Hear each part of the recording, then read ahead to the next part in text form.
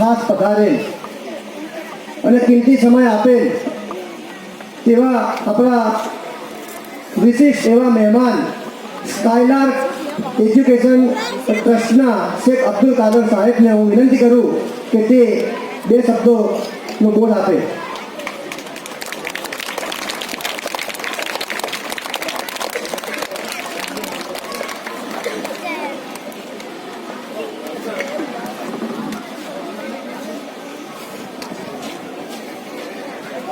वालेकुम.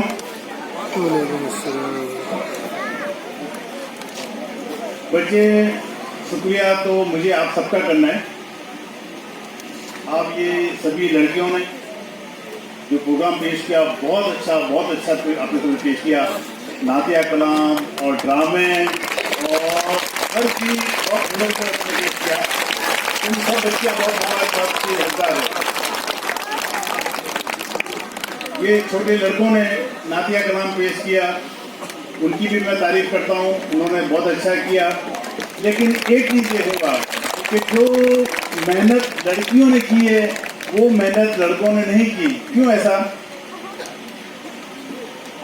जैसे बच्चियाँ मेहनत करती हैं ऐसे लड़कों भी करना है. पढ़ाई के अंदर भी जैसे लड़कियाँ आती हैं ऐसा आप लड़कों को भी आगे आना है. बस अभी जो तुम्हारी उम्र है कोई सिखामत तो आपको सलाह तो नहीं दे सकता. बस हमारे दिल से दुआ है अल्लाह तुम्हारे लिए सब आसानियाँ पैदा करे, आपको अच्छी पढ़ाई दे और तुम्हारा मुस्तकबिल अच्छा बने और आपके माँ बाप को भी अल्लाह ऐसी ताकत दे कि आपको अच्छी पढ़ाई दे. हमारी दुआ के साथ.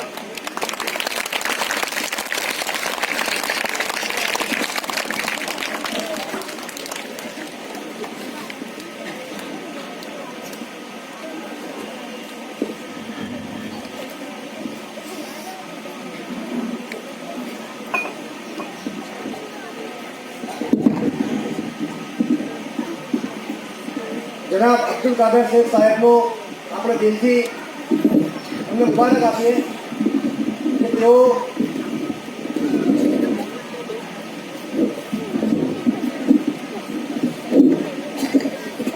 કે તેઓએ આજના આપણા સાંસ્કૃતિક કાર્યક્રમમાં અનમોલ સમય આપી અને આપણને આપણા ભવિષ્યને લગતું અને આપણા વર્તમાન કાળને અનુરૂપ જે તેમણે શોર્ટમાં ઓછા શબ્દોમાં સરસ એવી મજાની વાત કહી તે માટે આપણે તેમનો દિલથી મુબારકબાદ આપીએ.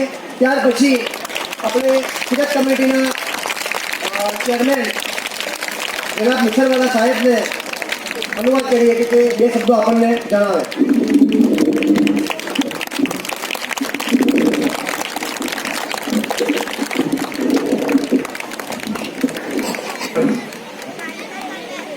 तमाम तारीफ है अल्लाह सुब्हानहू व तआला की शान में.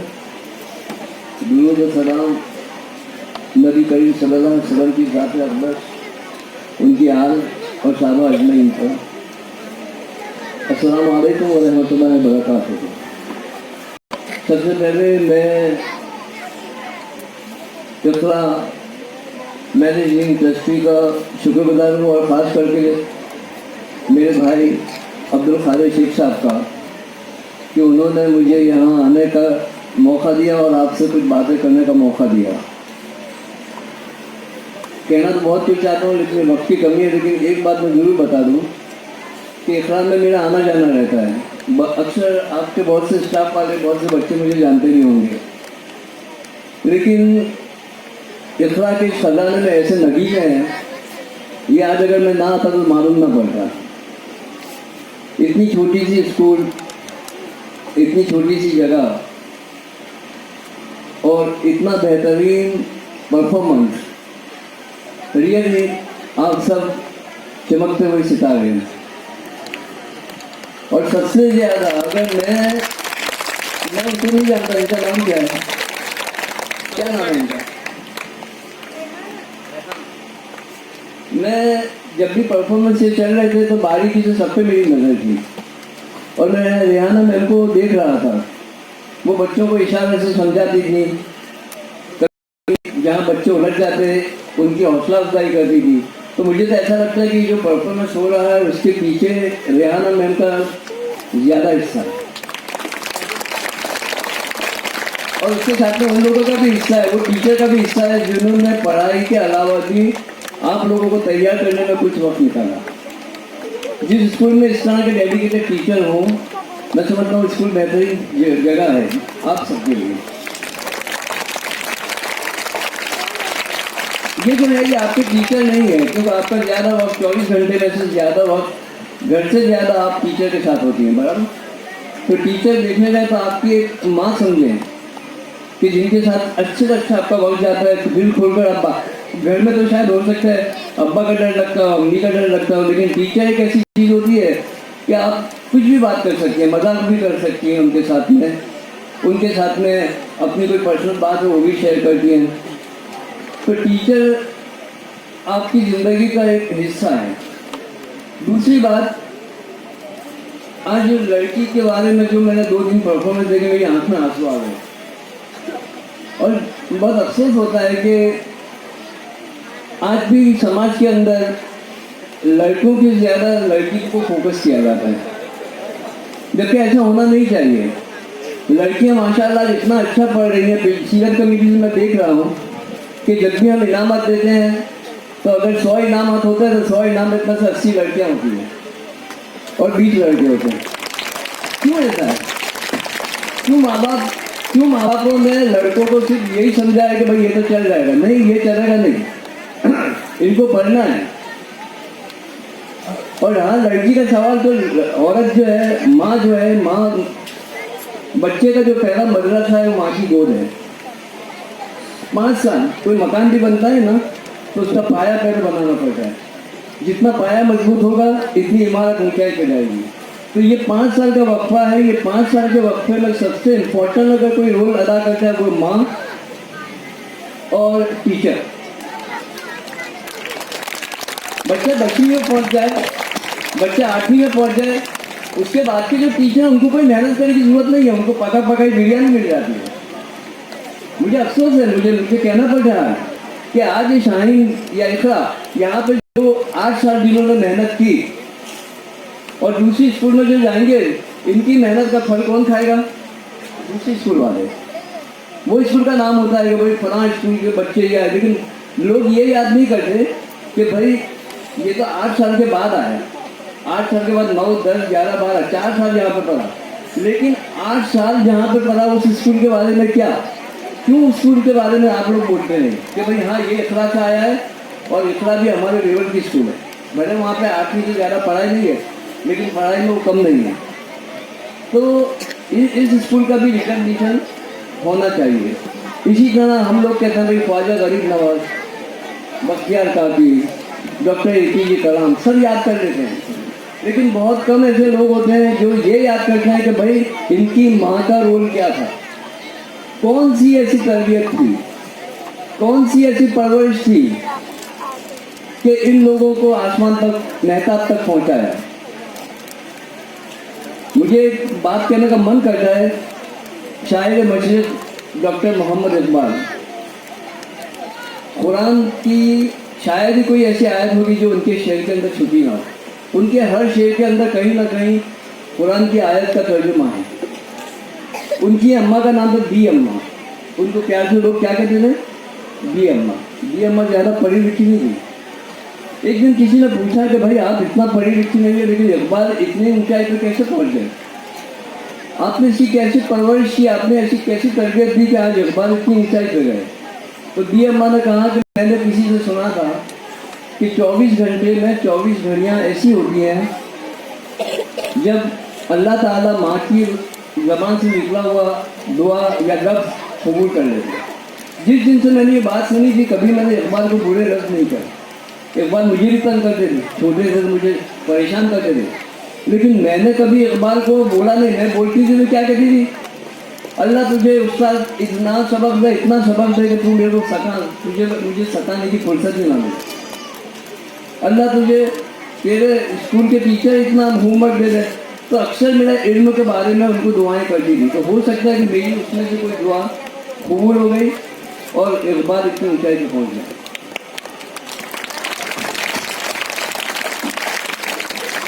और इकबाल ने तुम्हारे लिए जो एक नज़म लिखी थी, लब पे आती है दुआ बन के तमन्ना मेरी, जिंदगी शमा की सूरत हो खुदाया मेरी, दूर दुनिया का मेरे दम से अंधेरा हो जाए, और हर जगह मेरे चमकने से उजाला हो जाए। हो मेरे दम से यूं ही मेरे वतन की जीनत, जिस तरह फूल से होती है चमन की जीनत। ये जो नज़म है इसको अपनी ज़िंदगी का हिस्सा बनाओ। घर में किसी जगह पे इस नज़म को लगा रखो, उठते बैठते उस नज़म पे रखो। उसको नज़म को अगर तुम अच्छी तरह समझ लोगे तो ज़िंदगी के अंदर तुम्हारा कदम कभी डगमगाएगा नहीं, याद रखना। और आप लोगों के लिए इकबाल ने एक और भी शेर कहा था कि सितारों से आगे जहां और भी है, अभी इश्क के इम्तिहान और भी है।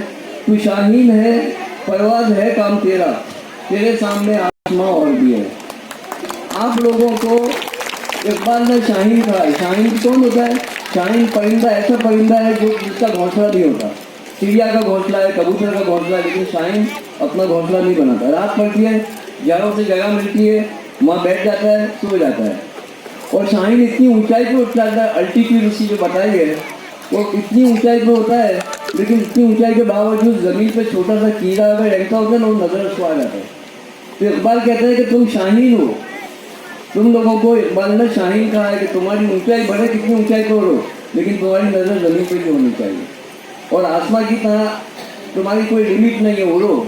हौसला अफजाई करने वाले हम लोग हैं। मैं ज़्यादा वक्त नहीं दूंगा। मैं तुम तमाम बच्चों को और ख़ास करके जिन्होंने परफॉर्मेंस किया, और ख़ास करके ये बच्ची का नाम क्या है? आयशा। और तुम्हारा? वो और वो पीछे तुम गुलाबी। और ये जो तमाम बच्चे माशाअल्लाह बहुत ही अच्छा परफॉर्मेंस किया, बहुत ही अच्छा, जिसके अंदर यानी कि ऐसा लगता था कि जैसा कोई फिल्म का सीरियल में देख रहा। मुझे ये नहीं लगता था कि ये कोई वो जो उसने जो बच्ची का जो जिक्र किया, और दूसरा वो बच्ची का तो वो उनको जाते हैं और बच्ची को दफन करते हैं। बच्ची उनको कहती है कि पापा मेरा कसूर क्या है? मेरे आँख में आंसू आ गए। ये बच्चे ने इतना बेहतरीन परफॉर्मेंस किया कि मेरी आँख में आंसू आ गए, लेकिन बेटी को अपने क्यों ऐसा समझते?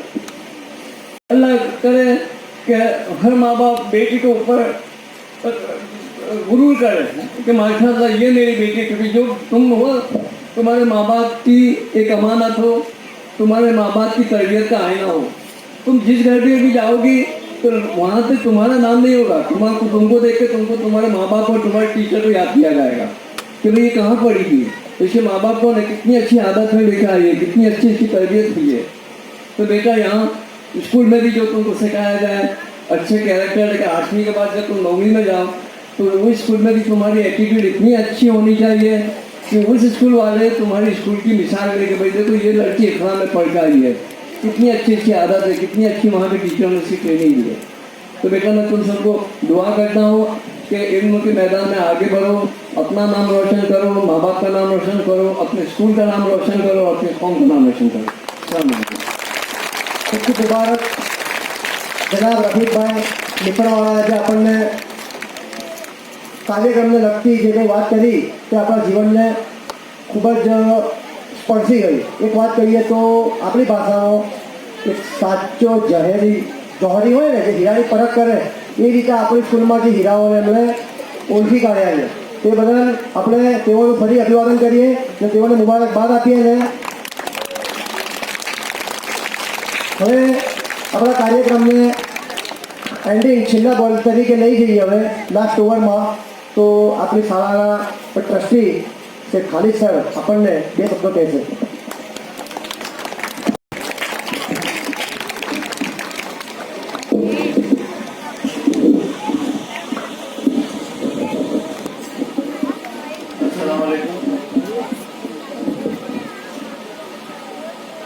हमारी दावत पर यहाँ आए हुए मेहमान खासतौर पर रफीक मुसरवाला साहब और मेरे अजीत चाचा अब्दुल कादिर साहब, मैं आप लोगों का यहाँ पर स्कूल में इस्तकबाल करता हूँ और आप लोगों ने हमको आकर यहाँ सहारा दिया और ख़ास तौर पर हमारी स्कूल के सब बच्चे जो जिन्होंने परफॉर्मेंस किया, हमारी आयशा सासुमा और वो जो दिव्यांग लड़की का रोल किया, और भी 2-3 रोल हैं जो मैं नाम लेना भूल रहा हूँ अभी, लेकिन जो मिसर वाला साहब ने कहा इस तरह से बिल्कुल आप लोगों ने एकदम प्लेटफॉर्म को ऐसा जिंदा कर दिया जैसे हम लोग टीवी पर सीरियल देखते हैं। और इसमें हमारी टीचर सारी उनका बहुत रोल रहा है। तो इन शॉर्ट में आप लोगों को बहुत ज़्यादा टाइम ना लेते हुए अक्सर मैं कहता रहता हूँ ना बच्चों, શું કહું છું, આપણી સ્કૂલ કઈ માધ્યમની છે? ગુજરાતી બોલું ને કે ઉર્દू કે ગુર્દू? ગુર્દू નહીં, આપણી ગુર્દू, આપણી જુવાપુરાની ભાષા જોરદાર, એ આતેલી આતેલા જાતેલા હે નહીં? તો જો આપણે છેલ્લો મેસેજ તરીકે જે તમે આપ્યું વધારે, શું આપ્યું આજે વધારે? 2 મેસેજ આપ્યા ને તમે? શું આપ્યા? છોકરીઓને ભણાવો, પછી આગળ વધો અભ્યાસમાં, ડૉક્ટર બનો, ભલે આપણે કંઈ દેખાતું ના હોય, આપણે દિવ્યાંગ હોઈએ, આપણો પગ ના હોય, આંખો ના હોય, તો બી શું બનવાનું? સારું બનવાનું ને? ડૉક્ટર, એન્જિનિયર, વકીલ, પછી શું બીજું બનવાનું? ટીચર. ટીચર તો કેટલા મસ્ત દાગીના હોય છે ખબર છે ને? બધાને સંસ્કાર તમે લોકોને કોણે બનાવ્યા હતા સારા? તમારા ટીચર હોય ને, સરસ મહેનત કરે છે ને તમારી પાછળ. અને હું ખાસ કરીને અમારી શાળાના દરેક ટીચરનો ફરીથી હું આભાર માનું છું. એ લોકોએ બહુ ટૂંકા ગાળામાં બહુ સારી મહેનત કરી. ખરેખર 10-15 દિવસમાં આટલું સરસ પરફોર્મન્સ કરાવવા માટે બાળકોને તૈયાર કરવા. અને એમાં ખાસ કરીને અમારા આજે હાજર રહી શકેલા અમારા ભાઈ આશિષ શેખનું પણ નામ લેવાનું નહીં ચૂકું કે જેમણે આ ડ્રામાની અંદર જાન નાખી, એમણે સારી રીતે તૈયાર કર્યા. અને ખાસ કરીને અમારા મુસફભાઈ, એમણે પણ તમને બહુ સારી રીતે તૈયાર કર્યા. હવે વધારે વખત ન લેતા હોઉં, તમને ખુશખબરી સંભળાવું કે આપણી જે આપણા મુખ્ય મહેમાનો આવ્યા છે, આપણને આની પહેલાં પણ સારી મદદ કરતા રહ્યા છે. મુસાવાલા સાહેબ આપણા બાળકો જે લોકોના મા બાપની આવક વધારે નથી કે જે લોકો નથી કરી શકતા ફીનો બંદોબસ્ત, એના માટે દરેક વખતે આપણને સાથ આપે છે. હું એમનો ફરીથી આભાર માનું છું. અને આજે આ તમારું પરફોર્મન્સ જોઈને અમારા મહેમાનોમાંથી અબ્દુલ કાદર શેખ સાહેબે આ શાળાને 11,000 રૂપિયા આપવાનું એલાન કર્યું છે. તો હું એમનો પણ આભાર માનું છું. અને ખાસ કરીને આવતા વર્ષથી આપણી સ્કૂલમાં અલહમદુલિલ્લાહ આપણે કોમ્પ્યુટર ક્લાસીસ પણ હવે શરૂ કરવા જઈ રહ્યા છે. એના માટે કોમ્પ્યુટરની પણ વ્યવસ્થા અલહમદુલિલ્લાહ થઈ ગઈ છે. તો હવે આવનાર એટલા માટે અત્યારે એલાન કરું છું કે હવે ટાઈમ ઓછો પણ આપણને મળશે. આ ફેબ્રુઆરીનો એન્ડ છે. હવે માર્ચ મહિનો આપણો પરીક્ષામાં જશે. પરીક્ષા પછી આપણે તરત હવે નયા સિલેબસ પ્રમાણે નવું જે સરકારનું ટાઈમ ટેબલ આવ્યું છે તે પ્રમાણે આપણે એપ્રિલમાં ફરીથી મળીશું, બરાબર ને? પહેલાં આપણે ક્યારે મળતા છે? જૂનમાં. હવે આપણે એપ્રિલમાં ફરીથી 20 એપ્રિલે ફરીથી મળીશું ને? તો એના માટે હવે તમારે શું છે કે આ વખતે થોડી વધારે મહેનત કરવી પડશે. તો જે હું હંમેશા તમને વારંવાર કહેતો રહું છું, એ 2 વસ્તુ ફરીથી તમને આજે કહીને મારી વાત ખતમ કરું છું કે તમે જે હંમેશા હું તમને શું કહું છું, શિસ્ત રાખવાની, અને બીજું વાંચન, બરાબર? તો હવે આજે આટલા 10-15 દિવસ તમે મહેનત કરીને થાક્યા હશો, તો કાલનો દિવસ આરામ કરીને પરમ દિવસથી શું કરશો? વાંચન, બરાબર ને? કેટલા કલાક વાંચવાનું ઘરે જઈને? ઓછામાં ઓછો 1 કલાક. અને હવે અત્યારે 1 માર્ચથી સિરિયલો, ટીવી બધું બંધ કરી દેવાનું, બરાબર? બરાબર ને? પછી વેકેશનમાં એન્જોય. ઠીક છે, અસલામ વાલેકુમ.